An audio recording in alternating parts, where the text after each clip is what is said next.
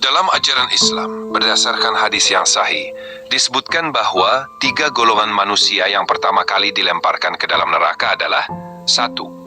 Orang yang mati syahid. Seseorang yang gugur dalam perjuangan di jalan Allah. Tetapi pada hari kiamat, ia akan dihadapkan dengan pertanyaan tentang niatnya. Jika ia berperang semata-mata untuk mendapatkan pujian, maka ia akan dilemparkan ke dalam neraka. 2. Orang yang seseorang yang belajar ilmu agama dan mengajarkannya, tetapi ia melakukannya untuk mendapatkan pujian dan sanjungan dari manusia, maka ia pun akan dilemparkan ke dalam neraka.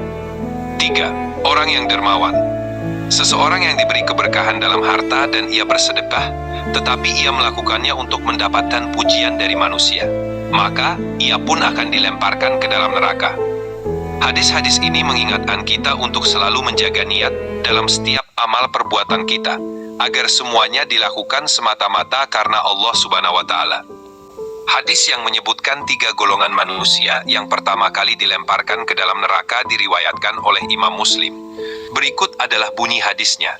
Dari Abu Hurairah radhiyallahu anhu, Nabi Muhammad SAW bersabda, 3 golongan yang pertama kali akan dilemparkan ke dalam neraka hari kiamat adalah seorang yang belajar ilmu, seorang yang mati syahid, dan seorang yang diberikan kelebihan harta. Adapun orang yang belajar ilmu, ia akan berkata, "Aku belajar ilmu agar aku diajari dan agar aku mengajarkannya." Namun Allah Subhanahu wa Ta'ala berfirman kepadanya, "Kamu telah berdusta. Kamu belajar ilmu agar kamu dipuji sebagai seorang yang alim, dan hal itu telah kamu dapatkan." Kemudian ia diperintahkan untuk diseret ke neraka. Adapun orang yang mati syahid, ia akan berkata, "Aku berjuang di jalanmu hingga aku mati syahid."